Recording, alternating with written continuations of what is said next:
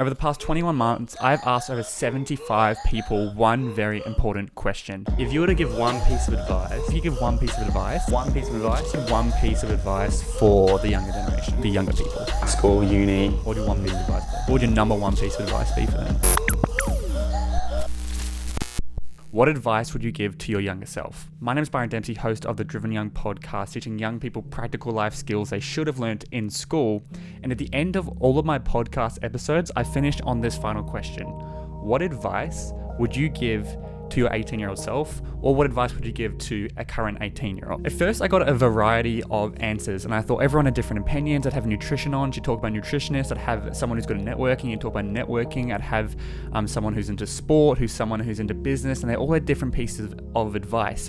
But as we got into 30, 40, 50, even 60 episodes, and I edited them more and more again, I started to notice a very, very particular theme amongst these answers. And this theme would come up to the point where I could almost predict what everyone will say to this answer. Whenever I asked anyone in the world almost, what advice would you give to your 18-year-old self, or what advice would you give to your younger self, everyone, whether they say it or not, dances around this concept. This is take risks while you're young. Take risks while you're young.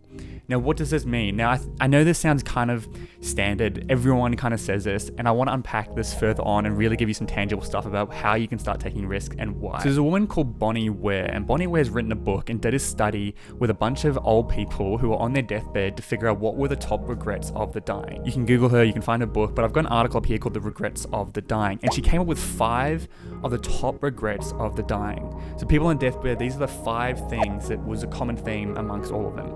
And number 1 was, I wish I had the courage to live a life more true to myself, not the life others expected of me. One of the top regrets of the dying, which was, I wish I would have lived a life more true to myself, not the life others expected of me. Yeah. And I think the only antidote to not living the life that others expect of you is to stop and actually go, okay, what is it that I want? Now, this is a super, super powerful quote, but she goes on to say, this was the most common regret of all. When people realize that their life is almost over and they look back clearly on it, it is easy to see how many dreams have gone unfulfilled. Most people had not honored even half of their dreams and had to die knowing it was all due to choices they had made or not made.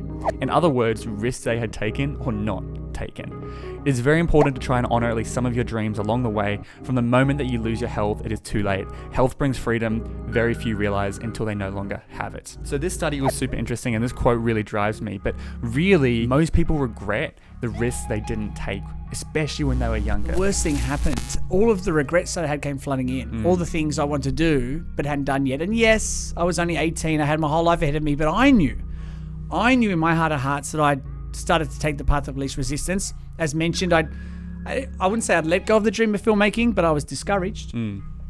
And this was like a lightning rod for me. And it made me really think, you miss 100% of the shots you never take in life.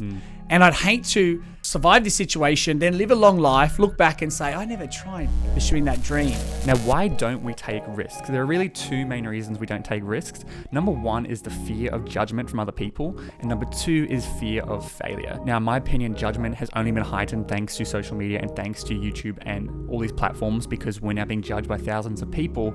So that's totally understandable for young people. And the fear of failure, I think, once again, is something I talk about a lot in the podcast. It's really not that big of a deal. Now, why should we take risks? Besides what I just said about the top regret of the dying, this generation is coddled and they do not take many risks. Compared to other generations, this generation does not take risks. They can barely even handle confrontation, because we can just do it over text, or we can just avoid them, or we can just do whatever it is. So number 1 is because this generation is coddled and you need to start taking risks to get out. So I've got my iPad here for number 2. So if you imagine that this person here in the center is you. Surrounding all of us is an imaginary circle. This circle is what we like to refer to as our comfort zone. Now, our comfort zone is somewhere where we're comfortable. It's very self-explanatory. You're probably in your comfort zone right now. It's where you feel safe. Your heart rate's at a resting heart rate. You're not worried. It's where you're comfortable and where you've probably been for a lot of your life. And if we imagine around that is a second circle. So if I was to ask you to step outside of your comfort zone and enter into here, I just want you to wonder, what sort of emotions would you feel when you did that? So if you step outside your comfort zone and you enter into here, most people say they feel stressed, worried, anxious, overwhelmed, their heart starts racing, all those sort of words. Now, the majority of those words have negative associations. So if we have negative associations with stepping outside of our comfort zone, why would we ever step outside of our comfort zone? Or why would we ever take risks? Taking a risk is getting outside of our comfort zone. We can sum up most of those words into a 4-letter F word, and that is fear. Most of these words can be summed up in fear. When we step outside of our comfort zone, when we take a risk, we then enter the fear zone. Now, if I was to draw a third circle, let's say imagine that I told you to step outside your comfort zone, and then I said, okay, now how do you feel that you've done it? So you've gone on stage, you've played your instrument, you've had your speech, whatever it is that makes you uncomfortable, you've done that. Now, okay, take a deep breath, it's all over. How do you feel? Most people say they feel relieved, excited, happy, all these words that have positive associations. So now we're saying you have a positive association with stepping outside of your comfort zone, you have a positive association with taking a risk, you're far more likely to take a risk. Now, if you do take that risk, it doesn't mean you're going to succeed at everything in life, because that's life. But whether you succeed or whether you fail, you will experience some form of growth. So whether you succeed or fail, when you take a risk, you will experience some form of growth. You can either stay in here inside your comfort zone, or you can take that risk. Now, once we get outside of that fear zone, that is where we enter into success. That is the comfort zones. Now we'll move on to number 3. Definitely something you should try. And there's always times where like you don't really feel like doing it, but then after you do it, you feel so much better. Yeah. I feel like that's the same with so much stuff. Same with like, exercise. Yeah, definitely. It's just like, oh, why am I doing this? Why do I have to get off at this time? Whatever. But then like after you do it, just because of the extra effort, those days, it just feels so much more rewarding. And then like once you do it a certain number of times, you get kind of into a habit where you can almost do it yourself, because you've like memorized the whole exercise you do. We need to get out of our comfort zones. So if you don't want to meditate because it's, I can't be bothered, I'm tired, it's going to be uncomfortable, you do it. And the final reason for why we should take risks while we're young is because the consequences will never be lower. You're not 35 years old with kids on the way.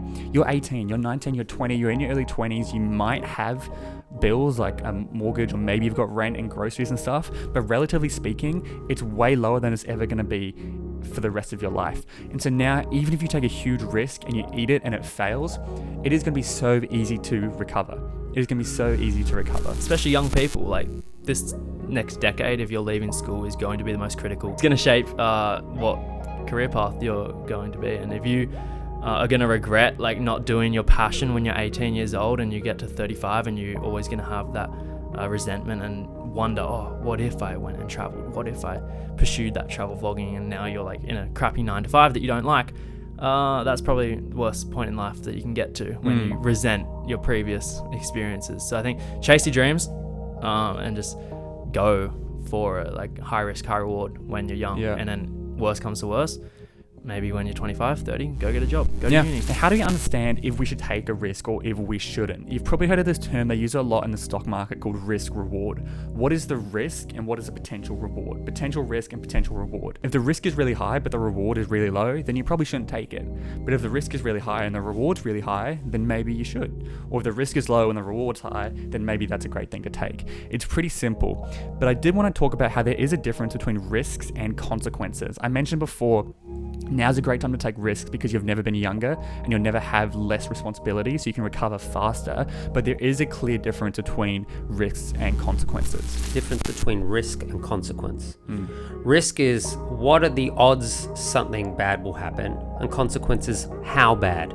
A good example is Free Solo. Have you seen that movie about the rock climbing? Yeah, so he was saying, it's high consequence. If I fall off this mountain without a rope, high consequence, I'm dead. Yeah. Right? High. But he says it's low risk, as in the odds of me falling off are really low because I've practiced this hundreds and hundreds and hundreds of times. I'm a really good climber.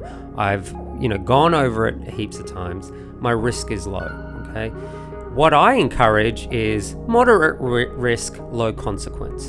So you're like, look, there is a risk that I don't make enough money this year as a stand-up. It's a risk. Let's say it's a 10% risk or a 20% risk. But the consequence is, oh well, just get a That's what you said before. get another job Yeah. and then start again. So So in life, whenever you're doing something, always weigh up the risk, the reward, and the consequences of your actions. Now, that's not saying if they're really bad consequences, don't do it. Our whole point is you want to do this now. While you're young, now is the best time to chase that dream or chase something you really want to do.